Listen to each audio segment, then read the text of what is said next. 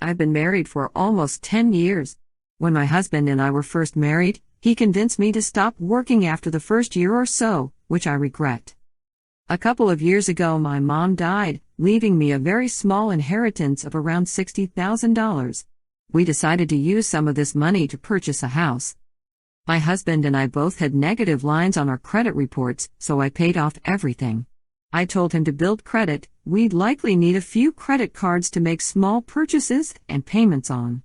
He ignored me until a lender gave him the same advice, stating that I should be added to 2 of his cards as an authorized user so both of us could build credit.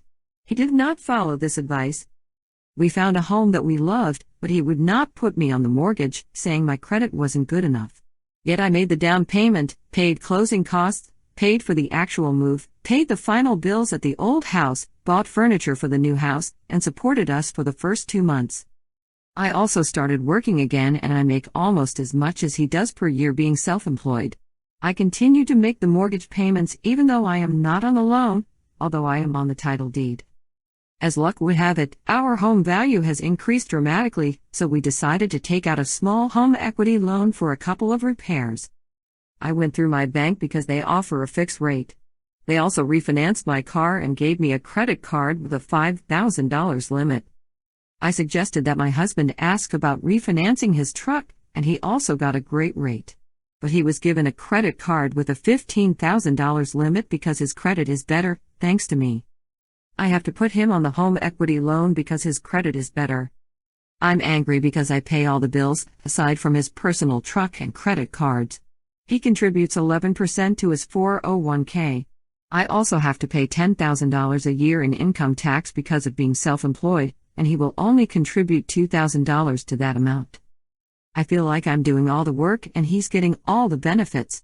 I asked him to pay the $180 electric bill. He refused because he only had $600.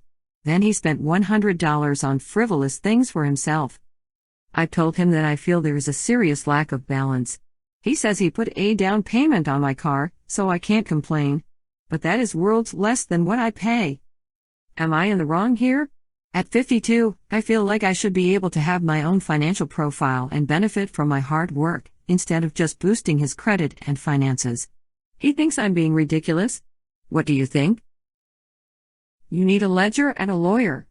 In that order. The ledger will outline all of your expenditure and savings, and clearly state how much you both contribute to your marriage.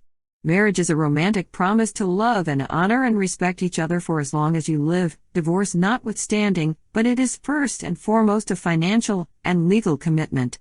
Your husband needs to uphold his end of that bargain.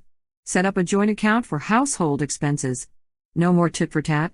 Otherwise, you will be having the same argument for 20 years. If he does not uphold his end, you have a choice to make about whether you want to be in a relationship where one party is not respecting the other and/or pulling their weight. That's where the lawyer comes in. Asking you to give up work is an attempt, intentional or not, to rob you of your financial agency and power in this relationship. You need to know your options and where your red lines lie, that is, what is up for negotiation and what is unacceptable. It's unusual for one person to be on the mortgage while both parties are on the title deed, but that's the good news. The mortgage is legally his responsibility to pay. However, it's in both your interests to make sure you don't default, both for your credit scores and obviously to avoid the bank foreclosing on your home. You want to avoid being on the mortgage and not being on the title deed. That would mean you would be responsible for the mortgage, but not have an ownership stake in your house. Wisconsin is a community property state, meaning that everything you earn during the marriage is divided equally should you divorce.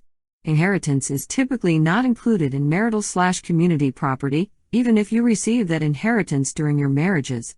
In the event that you have another inheritance, it's best to keep that money separate. I'm guessing your husband would do just that. But you did what you believe to be the right decision for both of you at that time.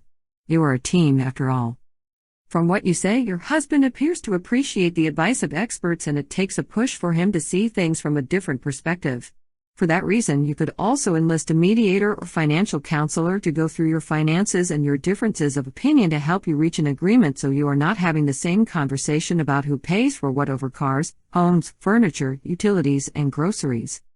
You both bring in the same salary, and you should be able to meet each other halfway.